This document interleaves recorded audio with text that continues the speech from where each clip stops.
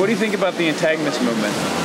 I don't really know anything about the antagonist movement, but... What do you think about it? The concept antagonist, I mean, just like fucking with people, I like that. The concept of just like fucking with people just like for no reason. You're for that? Just to fuck shit up? Yeah, I like that. The antagonist movement, they antagonized me all the way. I never liked those guys from the antagonist movement. They're a bunch of losers. The antagonist movement and supermarket think you are a very, very bad person. The antagonist movement antagonizes us and will not let us sleep. We had to play these shows as a show of revolt against the antagonist movement because they're antagonizing us. We can't stop it.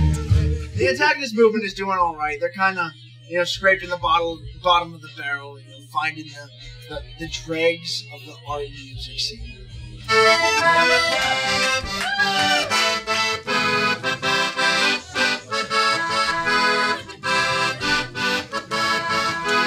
Jenny, who can I turn to? Give me something I can hold on to. I know you think I'm like the others before. You saw your name and number on the wall. Jenny, I got your number. I need to make you mine. Don't change your number. 8675309.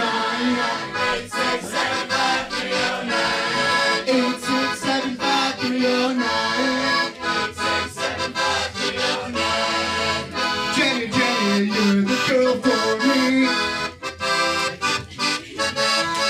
And you don't know me, but you make me so happy. I tried to call you before, but I'm I tried my imagination, but I was disturbed. Okay, the inspiration came from the moment of shock, the initial feelings and emotions that came immediately after the World Trade Center tragedy last year. At first I was really, really angry and I wanted to retaliate. So I guess where the exterminate part comes from. And this was the very first day. But the next day I realized that being angry was, even if it was justified and alright situation, it wasn't a solution. Elite, the powerful elite, how are they going to react? How are they going to deal with this problem? Then I thought, well, they're probably going to eliminate some, they're exterminate who gets on the way, who gives them too much trouble. But they're going to have to educate the rest, or help the rest. Yeah, why do you like Arturo Vega? Because whatever he does, he fucking gets it up your ass. And you're gonna love it. Now they're moving, because now you're jabbing a knife at them. I love animals. If there wasn't so much CO2 from the rats dying and their decarbonation, you'd be able to read the back that says sometimes education is forced. So we started off with the rats down on this level and pumping water in, and you know what they did? They educated themselves. They moved this brick over to the edge, and one of them climbed out. It took about 2 minutes, then the next one learned, and he jumped out. And after that, they all just ran and followed. You know, all scientists, they start with little rats or start with things and work up to human beings, and that's what we're doing. What do you think about the idea of people who created this couldn't figure out that there wouldn't be enough oxygen for them? Well, I am one of the people who created this, and you know, that's all part of our education too. I mean, I guess we're kind of like the government, or like the people who are holding everyone else down, the rich elite, or whatever that is. We have this little experiment. We're basically playing God here. And look, we played wrong, just like God did. Look how fucked up the world is right now. People are exterminating themselves, and that's what we're doing to these rats. How does this relate to September 11th? Well, the difference between this is I'm actually trying to save somebody, and we were the original people who caused the problem. That's the difference between this and September 11th. This just relates to, it's September 11th because things are dying and things are living at somebody else's hands.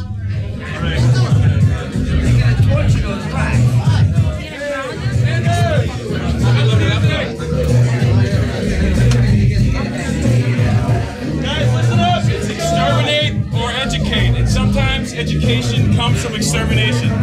Right with me. Let's call Mark's is open.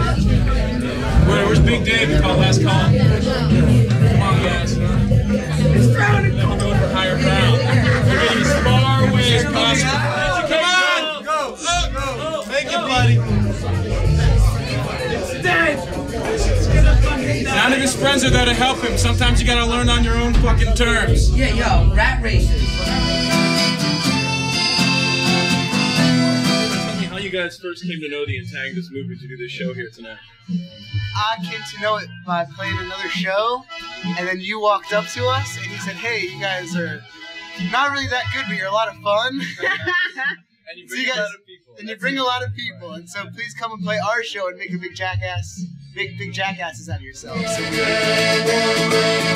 you have to offer, I wonder what you have to offer. Figure it out. Yeah! Fuck Central Florida. That's what I was trying to say. It's redneck. There's more rednecks per square area of space, whether it be mile or foot or, you know, Department store or 7-Eleven. the per capita of redneck or whatever is fucking. It's some white trash shit in Central Florida. You don't want to go there. What happened? The Sal's Pizza Parlor next door, their toilet was broken and leaking out the bottom. And leaking down here on top of us. Yeah, it started leaking there, and then it started raining down here. And That's nice. yeah, it fucking sucks. They're having spoken word readings about all sorts of bizarre fucking. You don't even want to know what the fuck goes on at these motherfuckers' readings. Let me tell you, there's some bizarre shit going on. What an asshole that host is, huh? I fucking hate that fat fuck. That fat motherfucker's gonna get it from me at some point soon. That motherfucker has been pissing me off since June. Oh. The Antagonists. I think it's cool. It depends what you mean antagonist for. It depends if you really meant it or if it's just because you're pretending to be some kind of artist and you're not. But What do you think about people pretending to be artists? I will say that for being an artist in any kind of way, you really have to know the kind of art that you're doing. And after you really know how to do it, then you can do whatever you want. But if you don't know the technique of anything that you're doing, fuck you. Because I can do fingerprints without knowing anything about art. If you know how to draw anything, like a Picasso, whatever, any technique, you can do it great. And then you want to do fingerprints, it's fine. But if you don't know anything and you just do it because you don't know better, it's bad. First. Okay. We soon realized that we had more in common with each other than most of the people in the rehab. You see, we had to be in the rehab, we had no choice. I would lose my job and he would lose his home. But the thing we really had in common was both of us were definitely going to use drugs again. I immediately tell Frankie how happy I was that he called. You see, I had no money, no ideas. Well, I had one idea, I wanted to get high. Frankie immediately broke out the coke. He gave me a dental syringe to shoot the coke with. Now, dental syringe is better to shoot coke than a diabetic syringe because they're bigger and they don't get jammed as much. So you can boot like a motherfucker. If you don't know what booting is, I'm not going to tell you. I mean, it was interesting because Ethan told me about the theme for tonight, and I already had figured out the day that it was on March 9th, and it was like the last day that I ever had a drink. So, I mean, it was pretty easy to, you know, put the story together from there. It was just simple. And then the other story I read was just a story about my interaction with somebody else from my childhood who's like something that I did for him changed out to change his life quite a bit. So, I mean, yeah, it was very emotional. At about the time most kids are coming home from college for summer vacation, I arrive home from prison. I have a parole officer now. My mother hopes I don't violate parole. I didn't let her down. My mother suggests I don't get involved with any Puerto Rican or black women. Life would just be easier, she would say. I let her down. My mother prays and prays every day that I'll stop getting high. Eventually, I don't let her down. I got married, stayed married for 10 years, then I got divorced. I guess I let her down. I have a 10-year-old daughter. I never let her down. I have a 6-year-old son, and I never let him down. I often dream about the things I would like for them to do and see in life. I sure hope they don't let themselves down. Yeah. If you were alone right now without a family or shit, do you think you'd care? You think you'd still be as strong?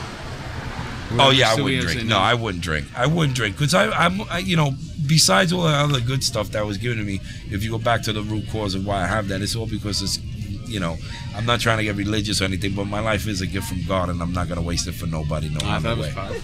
One day, Steve and I stole a car on 7th Street and 2nd Avenue. It was a shitty VW Rabbit. We drove it to the south side and sold it for a lousy bag of dough. This is where the story gets nuts. We traded the car on South 2nd and Roebling. We started walking away, and a bunch of young Puerto Rican kids came up behind us and wanted what we had just copped. Now, I grew up in Williamsburg, and I used to hang out with all these dudes who pretty much sold all the heroin on these blocks for years. And here I am in a death match with 6 kids for a bag of dough.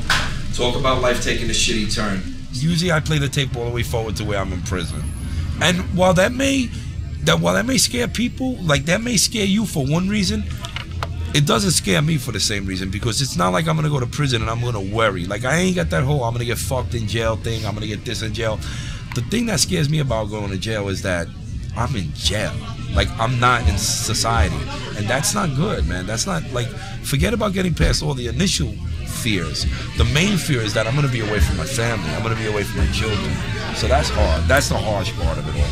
So the rest of that stuff is like secondary, because I got so many other things that I got a lot more to lose now, you know? And Johnny has given us hits of some cheap blow. It sucked, but the adrenaline it provided kicked in as the bullets started to fly. We ran a full Brooklyn block to Juancito's 2nd floor apartment. We all got settled, trying to guess who was shooting at us. The bikers, the Majestics, the dirty ones. We didn't see them, and we didn't wait to say hello. I was the first one to smell it. Somebody shit their pants.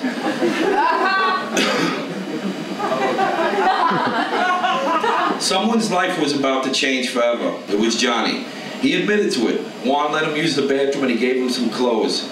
When he returned, he put all this coke on the table, even the good shit, and asked if we could be willing to forget this little accident. Everyone agreed. I think I agreed the loudest. I was also the loudest the next day when Johnny entered my father's bar and I yelled to him, "Yo, it's Johnny Caca."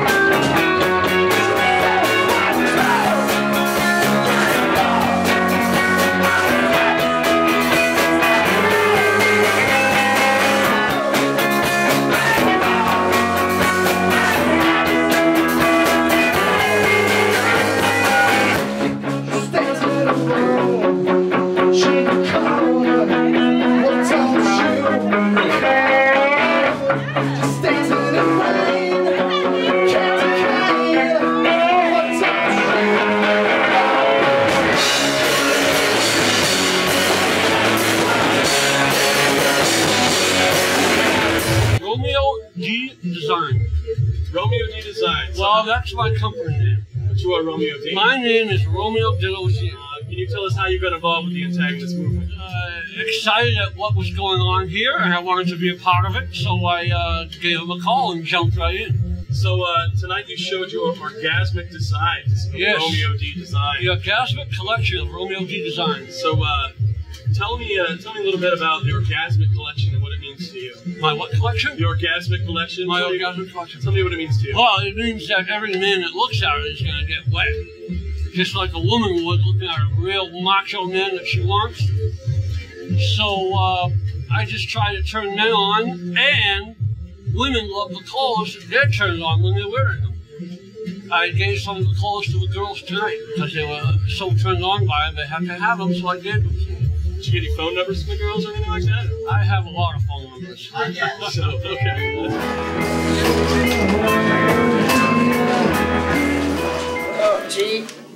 No, here. No, you're too bag. I'm sorry. Hey, fucking too bag. Know your fucking roles, you dumb bitch. Fucking bag. Oh, you see the way I'm fucking treated? Oh!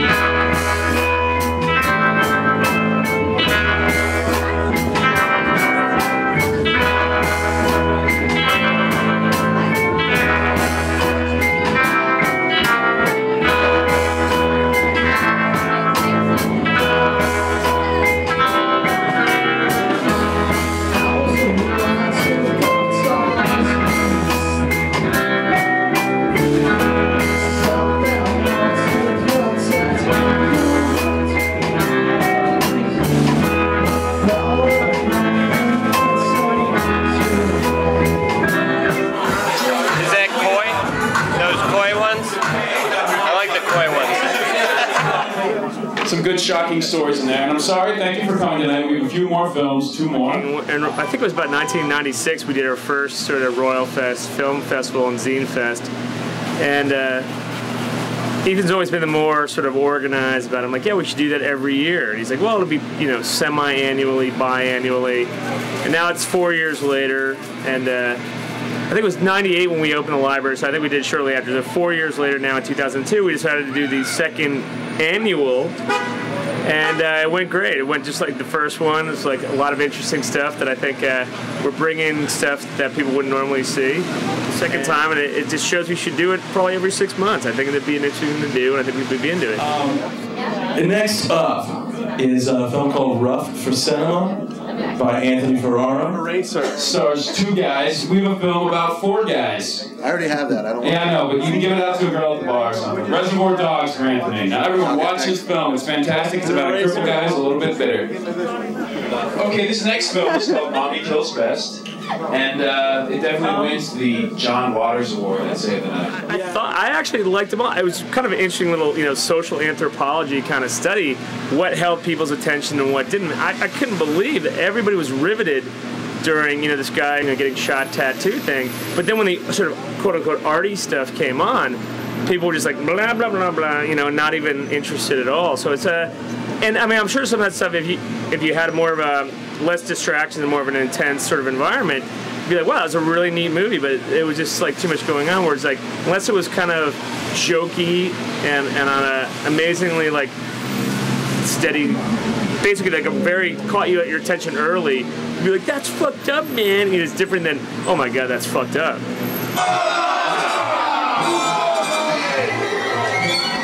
I am the worst host ever. Isn't it nice to see a film about 2 people who need each other? Well, that's it. Oh, we end on a high note. A tasteful art film. Hip hip boo! Hip hip boo! Hip hip boo! Well, thanks for coming tonight, everyone. I hope you had a good time with this Royal Fest. I think it's number 3. We're having a follow-up Zine Fest next week with local people who put out magazines that are going to be some good stuff will be read there. Ethan Says interview! My name is Anthony Ferrara. My film was Rough for the Cinema. Really hard. Just fell out of the fucking sky. Who knew? Rain falling out of the sky. See, what the fuck do you want, huh? I'm sick of this. I'm sick of this interview stuff. See you next week. All right? That's too bad. You gotta take it. Bye. Come on, Dan. Commence the questions. All right, so I want to talk about all the cop-outs and the fucking flakes. See you guys later. Thanks for coming. Thanks for not flaking me. Oh, that's great. I said thanks for not flaking like everyone else does because our own members flake. And then Ethan, but nobody can say anything bad about Ethan. He's a great guy. Ethan, Yeah, right. Ethan is the.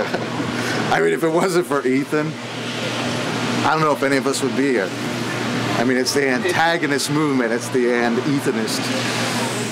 It's funny that Ethan, never even has to be asked questions because it's the Ethanist movement, so he can't be asked questions.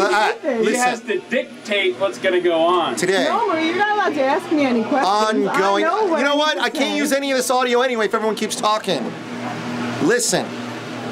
Today, continuing the ongoing fuck-ups with the Royal Fest Film Festival, the festival presented by the Antagonist Movement. We had 4 hosts supposed to be hosting today, 4 of them. Well, I'm sure it's legendary. I'm going to catch hell for it for at least the next 3 to 4 years. But yeah, hi Dad. Crispy is not a flake. His girlfriend's in the hospital, and I hope she's okay. But Afuko is a moron. He steals my lines. I want to ask about the stealing other people's lines problem. Sorry, Dad. Good lines. You think he's that funny? So what happened with the shift? I forgot that one small detail that I work at Black and White on Sundays. I forgot to get my shift covered. Fucking Brian didn't cover his shifts. Didn't remember to cover his shifts. This finger, the middle one. And I'm not going to give the middle one to Crispy. Crispy, very key figure. A good friend of his got sick and he had to go to the hospital to take care of him. And that one's the totally justified one. The other two, no fucking good reason. Just trying to fuck up our shit again. But in the end, it all worked out okay. Because doesn't it always work out okay? How come you're not talking about me pulling through? You were great. All This right. one right here. This one right here fucking saved the day. He is awesome. Yeah. He takes it a step too far. He had something funny tonight. He has to come back. Yeah, look at us when we booze. Look at me. I'm Buttafuoco. That's Brian for you. And Crispy called me and said, "Who's going to cover your shift?" And I went, "Oh shit!" So I called a few people, and no one was available. Crispy had an excuse. Brian, on the other hand, did not. He didn't get his shift covered. He had 3.5 weeks to plan, and he didn't get his shift covered. What exactly did you do during the making of the flyers that made you forget when you had 3 weeks to plan someone else to take your shift? What exactly did you do, and when did you do it? End of interview. I show up. We have this plan to be the McFisto brothers. Hey, how you doing? I'm a McFisto brother. How you having a good time tonight? But of course, it fails because none of the other brothers show up. McFisto brothers is not, hey, I'm the McFisto brother, singular. Hey, yo, what's up? I'm the McFisto brother. Hey, oh, hey, thanks for coming to the film festival. Hey, Johnny Valiant, hey. That's what I think. I fucked up. What can I say? Thanks for reminding me, Dad. No problem. That's And what I'm I'd here like for. to just point something out. All right, you're the one who never fucks up. Leave us alone.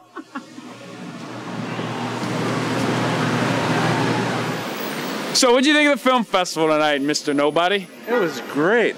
Yeah? Yeah. Did you think these people lacked a general sense of humor? I don't think they got it. I found people are quite pathetic in the fact that they are not intelligent. You're right. I think they really took that stuff seriously. It's all fucking comedy. All just for fun and games. I make a little Laughs and- joke about a sniper and nobody says anything. I know. What the hell is that? Like, I actually want to go out and shoot people. I know. I mean, aside People from are maybe like- Buttafuoco for stealing my line. Nobody has any sense of humor these Nobody days. has a sense of humor these days, right? Yeah, But we're going that's to try to... What do you think of Ethan Minsker? Oh, he's an asshole. Isn't he? Yeah. He's a fucking He's the dickhead. biggest asshole I ever met. You know what I find in the antagonist movement? I find all of us talking to each other about what's going to go on. This is how Ethan moves. All of us talking to each other about what's going to go on. He moves like this. He's like, you got to do this. You're an actor, aren't you? You want to be an actor. But Ethan sits there and dims the lights a little bit. Hey, I'm Ethan. You want a shot? Bartender, psychomodazine. Ethan, you consider yourself running a bunch of minions or equal part of the antagonist movement? I know that I'm Ethan's puppet. That's not what I'm mad about. There's no running minions. There's no ruling nothing. We are a group, a cohesive group. We all work together. But all I'm saying is he sits there and does this. He does nothing. I find everyone always talking to each other. Well, you know, Ethan said this. Or, and that's the problem. That's why we fuck everything up. Hey, Ethan said that. You know, Ethan never actually says anything, I think. He fucking sits there and tries to command people connivingly to get to talk to each other, but doesn't do anything, is what I meant to say earlier. Ethan never does anything. He says things. Don't get mad because you're Ethan's puppet. If we were just fucking one guy saying everything this would be good, but no, we're all fucking thinking separately. And I'm sick of his dyslexia excuse. Here he comes. I'd just like to point out one last thing, Dan. Brian. You should interview Nick, Brian, and Anthony because we have the filmmaker here. Oh, and yeah, get him out. Let me send Brian. That's right, Ethan. Ethan says interview. No, I don't. Yes, exactly. That's not what I'm saying. Not at all what I'm saying. We're a very good, strong group. I see what? Yeah, DC, brother. Well, I used to be in DC. End of interview. End of interview. All right, now we're done.